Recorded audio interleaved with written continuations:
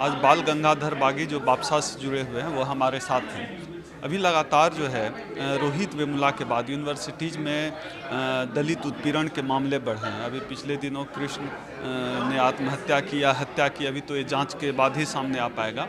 लेकिन ये जो पूरा मसला है कि किस तरह से जो है विश्वविद्यालय दलित आदिवासी पिछड़े छात्रों की कब्रगाह बनता जा रहा है, तो रोहित वेमुला से लेकर कृष्ण तक आप कैसे देखते हैं बाल गंगाधर?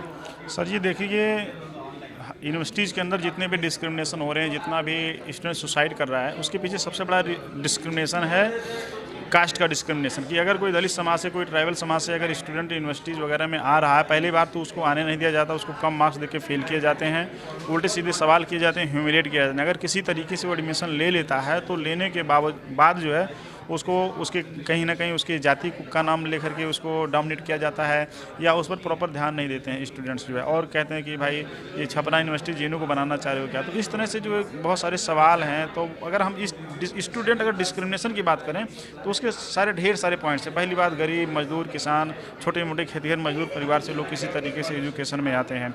उसके बाद यहाँ आने के बाद जो टर्म पेपर्स होते हैं, सेमिनार्स पेपर्स होते हैं, जो यूनिवर्सिटी वगैरह में जहाँ पे सेमेस्टर व्यवस्था ऐसा है, तो वहाँ पे अपर कास्ट कम्युनिटी के जो टीचर होते हैं वो अपने बच्चों को, अपर कास्ट कम्युनिटी के बच्चों को अच्छे मार्क्स देते हैं। 10 में 8, 9, 7 ऐसे करके देते हैं। हमारे बच्चों को 10 में 4, 3 या फेल कर देते हैं, या 6 नंबर दे देते हैं। तो इस तरह से उनका डिस्क्रिमिनेशन चलता रहता है। ये जेएनयू में आप लोग लगातार लड़ाई लड़ रहे हैं सोशल जस्टिस के लिए, वाइवा का नंबर कम करने को लेकर आप लोग दिसंबर से ही संघर्षरत हैं। लेकिन अभी ये जो ताज़ा मामला आया है, इस पूरी लड़ाई को आप लोगों का जो संगठन है बापसा, इस लड़ाई को कैसे लड़ेगा?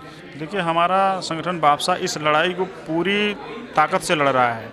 जैसे हमें पता चला 13 मार्च को शाम को 5-6 बजे के आसपास हमारे यूनियन के लोग वहाँ पर पहुँचने के बाद जो है हम लोगों ने फ़ोटो लिया, और जिस तरीके से बॉडी फ़ोटो में फैन से लगी हुई ज़मीन पर जो है टिकी हुई है, पैर जिस तरह से बैंड है, उससे ये लगता है कि ये सुसाइड टाइप का इशू नहीं लग रहा है, क्योंकि उनके अभी तक जो है लेटर्स वगैरह भी इस तरह के कुछ नहीं मिले हैं।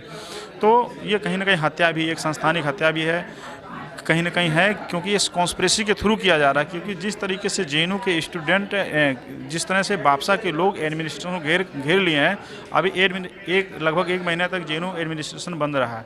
इसलिए बंद रहा क्योंकि वहाँ सीट को कट कर दिया जाता है, वहाँ पर सीट को कम कर दिया गया। इसके बाद जो रिजर्वेशन, ओबीसी रिजर्वेशन, एक भी प्रोफेसर वहाँ पर नहीं है। इसके अलावा जो SC ST के जो प्रोफेशनल बहुत कम संख्या में है। बाकी जो स्टूडेंट्स हैं, जैसे गोवर्धन भाई हमारे मैंने बताया कि उनके गाइड ने बोला कि जो है क्या नाम है कि तुम जो है तुम्हारे सब्जेक्ट्स में नॉलेज सही नहीं है, तो तुम्हें हम सबमिट नहीं करने देंगे। इस तरह की जो बातें आती हैं तो वहाँ पे स्टूडेंट काफ़ी डिफरेंस हो जाता है। रजनी कृष्ण की जो बात है, वो रजनी कृष्ण के जो पुराने फेसबुक पोस्ट्स हैं और तमाम इस तरह की जो है कि कैसे वो स्ट्रगल करके आया, तो उनको किस तरह से गाइड नहीं मिला यूनिवर्सिटी के अंदर जो है, और किस तरीके से उनको बोला गया कि छपरा यूनिवर्सिटी जेएनयू को बनाना चाह रहे हो क्या, तो उनको लगातार टॉर्चर किया गया। ये एक सेंटेंस नहीं है, ये टॉर्चरमेंट वो लगातार झेला। किस तरह के उसके सहपाठी आगे बढ़ते चले गए, दूसरे प्रोफेसर की गाइडिंग उनको लेने के लिए तैयार हो गए, लेकिन उनको इस तरह का नहीं दिया गया। ये थे हमारे साथ बाल गंगाधर बागी बापसा से जुड़े हुए, जो कह रहे हैं कि विश्वविद्यालय दलितों पिछड़ों की कब्रगाह बन गई है। साथ ही ये भी कह रहे हैं कि जो कृष्ण की हत्या या आत्महत्या जो भी हुई है, मामला पूरी तरह से क्लियर होने के बाद ये बापसा इस लड़ाई को आगे रखेगी। कैमरामैन रैन के साथ ओम सुधा, नेशनल दस्तक, दिल्ली।